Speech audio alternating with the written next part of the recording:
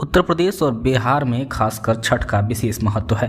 छठ सिर्फ एक पर्व नहीं है बल्कि महापर्व है जो पूरे 4 दिन तक चलता है।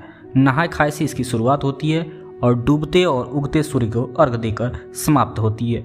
छठ पूजा की परंपरा कैसे शुरू हुई, इस संदर्भ में कई कथाएं प्रचलित हैं। एक मान्यता के अनुसार जब राम सीता 14 साल के वनवास के बाद अयोध्या लौटे थे, तब रावण के वध से पाप मुक्त होने के लिए उन्होंने ऋषियों मुनियों के आदेश पर राजसूय यज्ञ करने का फैसला लिया था। पूजा के लिए उन्होंने मुग्दल ऋषि को आमंत्रित किया। मुग्दल ऋषि ने माता सीता पर गंगा जल छिड़क कर पवित्र किया और कार्तिक मास के शुक्ल पक्ष की षष्ठी तिथि को सूर्यदेव की उपासना का आदेश दिया। इससे सीता ने मुग्दल ऋषि के आश्रम में रहकर 6 दिनों तक सूर्य भगवान की पूजा की थी। सप्तमी को सूर्यदेव के अनुष्ठान से सूर्यदेव का आशीर्वाद प्राप्त किया था। छठ पर्व के बारे में एक और कथा भी है। इस किंवदंती के मुताबिक जब पांडव राजपाट सब जुए में हार गए, तब द्रौपदी ने छठ का व्रत रखा था। इस व्रत से उनकी मनोकामना पूरी हुई थी और पांडवों को सारा राजपाट वापस मिला था।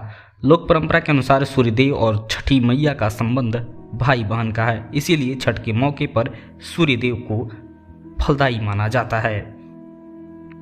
हिंदू परंपराओं में से एक सबसे कठिन व्रत छठ व्रत को माना जाता है। वहीं इस व्रत के बारे में एक और किंवदंती जग जाहिर है।